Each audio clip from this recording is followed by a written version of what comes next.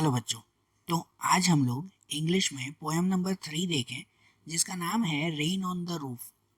जैसे ये नाम है उनके हिसाब से ही इनके जो पोएट हैं कोटेस किनी, उन्होंने बारिश के ऊपर ये पोएम लिखी हुई है कि जब वो घर पे बैठे हुए होते हैं और इनके रूफ पे, इनका रूफ जो वो वुडन रूफ बना हुआ हो, वुडन रेक्टेंगुलर टाइल्स से जो ये पूरा रूफ, उनकी जो छत बनी हुई है, उनके ऊपर जब बारिश गिरती है तो छत पर उस बारिश के बूंदों की एक अलग ही आवाज़ पैदा होती है। आप लोगों को भी पता होगा कि आपके घर के आसपास कोई ऐसी अगर चीज़ हो, ठीक है, कोई स्टील की बनी हुई, कोई वुडन की बनी हुई, कोई मेटल की बनी हुई, तो उनके ऊपर जब बारिश की बूंदें गिरती है ना, तो उसकी एक अलग ही आवाज़ आती है। और ये आवाज़ इस पोएट को बहुत पसंद है और इनके ऊपर वो इन्होंने ये पोयम लिखी है। तो देखो, हम लोग इस पोयम के थ्रू समझे ये क्या कह रहे हैं। लिखा हुआ है जैसे कि when the humid shadows hover over the starry spheres and the melancholy darkness gently weep in rainy tears। अब देखो ये पोएटिक वे में कैसे कह रहे हैं कि when the humid shadow hover, humid shadow, humid मतलब कि ये भेज है, मतलब पानी से भरे हुए ये शेडोज, मतलब वो बादलों को कह रहे हैं ह्यूमिड शेडो। होवर, होवर मतलब कि भाई ऊपर जो है वो पूरे छा जाना, कि आसमान में पूरे ये बादल छा गए हैं। Over the starry sphere, starry मतलब कि ये जो तारों से भरा हुआ, स्पीयर मतलब पूरा आसमान है ना, अब उन तारों की जगह पर ये बादल छा गए हैं, इन तारों के ऊपर ये बादल आ गए हैं। ठीक है ना, ऐसे वो सेंटेंस में कह रहे हैं ना कि when the humid shadow hover, hover मतलब पूरा छा जाना, over the starry spheres and the melancholy darkness gently weeps in rainy tears. और कह रहे हैं कि अब मेलनकोनी डार्कनेस हो चुका है। डार्कनेस मतलब एकदम अंधेरा, एक तो रात का समय और ऊपर से ऐसा बादल आ जाए तो वो कहते हैं ना एकदम घना अंधेरा जिसे कहते हैं। और यहाँ ये जो वर्ड है ना मेलनकोली, इसका मतलब वैसा कि क्या कहते हैं कि एकदम सैड जो हो, उदास हो, वैसा अंधेरा। ठीक है, जैसे जो है वो ये पूरा नेचर एकदम उदास बैठा हुआ है, इतना अंधेरा है, इतना बादल छाए हुए हैं और उदास, फिर इंसान क्या करता है तो आखिरी में रो पड़ता है ना। तो जैसे ये नेचर भी एकदम उदास बैठी हुई है और आखिर में वो रो पड़ती है बारिश के फॉर्म में। तो ये जैसे बारिश है ना, तो उसको इनडायरेक्टली कंपेयर कर रहे हैं कि जैसे वो नेचर रो रही है। ठीक है, इन लाइन में ऐसे लिखा हुआ है कि and the melancholy darkness gently weeps in rainy tears. Weeps मतलब रो देना, इन रेनी टीयर्स के इन बारिश के रूप में जैसे वो नेचर रो रही है। और उन्हें अब वो पोएट को ये चीज़ कैसे लगती है कि what a bliss to press the pillow of a cottage chamber bed and lie listening to the patter of the soft rain overhead. कहते हैं कि जब ऐसी बारिश पड़ती है ना, तो ये सबसे अच्छा फीलिंग इनके लिए होता है कि व्हाट अ ब्लिस। ब्लिस मतलब कि ये कितनी खुशी की बात है, जैसे नहीं कहते कि भाई भगवान का आशीर्वाद है जैसे। और इस वक्त वो कह रहे हैं कि भाई ऐसे वक्त क्या करना चाहिए, तो to press the pillow of the cottage chamber bed, कि अपने कॉटेज चैम्बर में, अपने घर के रूम में बेड के ऊपर बस पिलो रखकर बैठ जाना, सो जाना, है ना, पिलो पे सो जाना। And lie listening to the patter. और ये पैटर, पैटर मतलब कि उन बारिश के बूंदों की आवाज़, जो छत के ऊपर ये बारिश के बूंदों की आवाज़ गिरती है, कि लाए मतलब लेटे लेटे, पड़े पड़े उन बूंदों को सुनना, of the soft rain overhead, कि ऊपर जो बारिश हो रही है उन बारिश की आवाज़ को शांति से सुनते रहना। तो वो कह रहे हैं कि जब ये बारिश होती है ना, तो ये उन्हें बहुत अच्छा लगता है और इन्हें इन्हें ये चीज़ पसंद है कि बस इस बारिश के वक्त अपने कमरे में, अपने बेड पे आराम से जो है वो ये पिलो रख कर सो जाना, पिलो रख कर सो जाना और ये बारिश की बूंदों को सुनते रहना। आगे क्या कहते हैं उसमें कि every tinkle on the shingles has an echo in the heart. Every tinkle on the shingles, tinkle, tinkle मतलब कि ये बारिश की आवाज़। ऑन द शिंगल, शिंगल मतलब जो इनकी छत, छत के जो वो क्या कहते हैं टाइल्स होती है ना, वुडन टाइल्स, छोटी छोटी टाइल्स से पूरा छत बना हुआ होता है। तो कहते हैं कि every tinkle on the shingles मतलब कि इस छत के ऊपर गिरने वाली हर एक बूंद की जो आवाज़ है ना, has an echo in the heart, has an echo in the heart, तो जैसे वो हर एक आवाज़ वो इनके दिल को छू रही है, जैसे कहते हैं ना कि भाई इनके दिल में वो बहुत अच्छी लग रही है हर एक बूंद की आवाज़।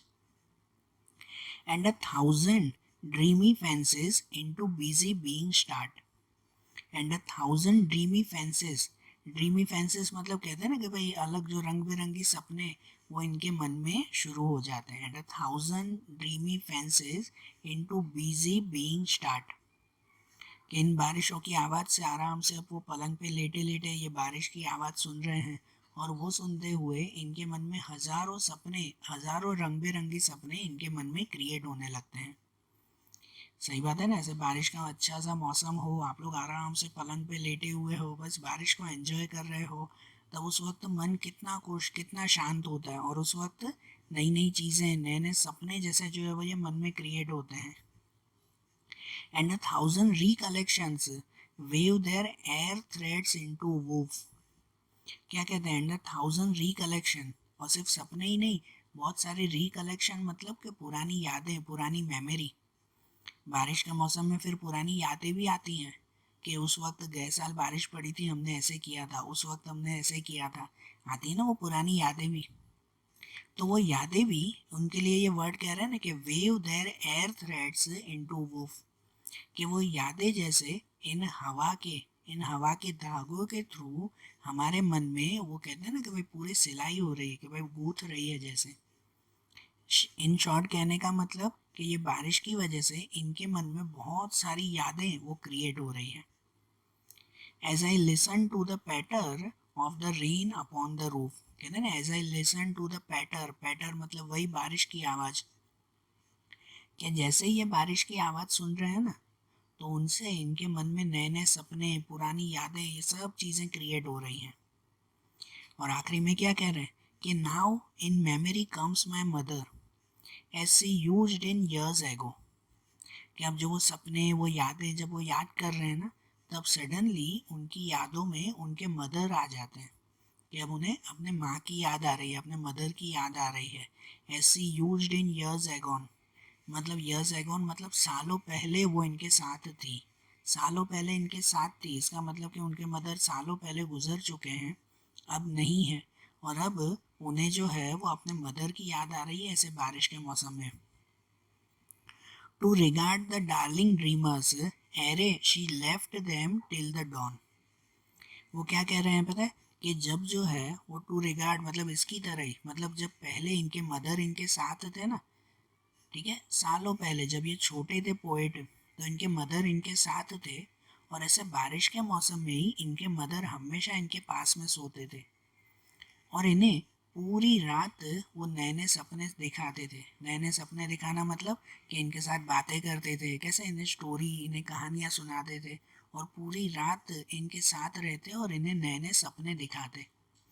तो इनके लिए वो कह रहे हैं to regard the darling dreamers ere she left them till the dawn, कि वो डार्लिंग ड्रीमर्स के इतने सुंदर सपने, इतनी सुंदर बातें वो इनके साथ करते थे।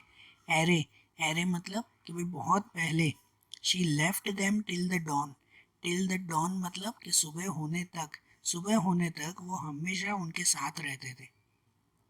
कैसा, जब भी बारिश का मौसम होता है ना, तो इनके मदर हमेशा पूरी रात इनके साथ रहते थे। Oh I feel her fond look on me as I list to this refrain, अब वो क्या कह रहे हैं कि देखो I feel her fond look on me, कि मुझे अब ऐसे लग रहा है कि शी लुक ऑन मी मतलब वो अभी भी मुझे देख रहे हैं। As I list to this refrain, refrain मतलब कि ये एक ही जैसी आवाज़, एक ही जैसी किसकी आवाज़ थी, बारिश की आवाज़ ना। तो वो कह रहे हैं कि ये जैसे बारिश की आवाज़ें आ रही हैं ना, तो उन्हें सुनकर, इस बारिश को देखकर ऐसे लग रहा है कि मेरे मदर अभी भी वहाँ आसमान से मुझे देख रहे हैं, अभी भी वो मुझे देख रहे हैं इस बारिश के थ्रू।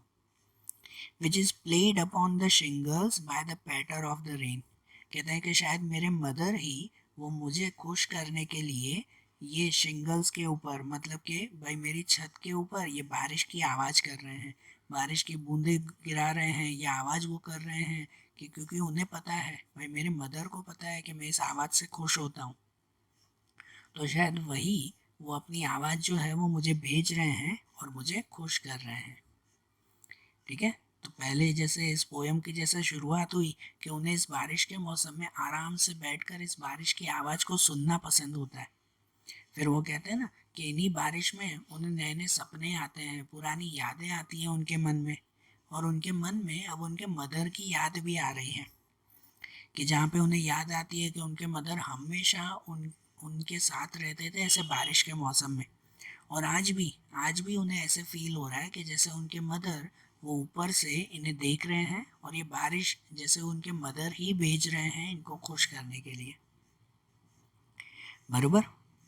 तो देखो आज जैसे हमने ये पोयम देखी ना इंग्लिश में, अब ऐसे ही इनकी दूसरी पोयम्स हम लोग अगले वीडियोस में देखेंगे। Okay, thank you.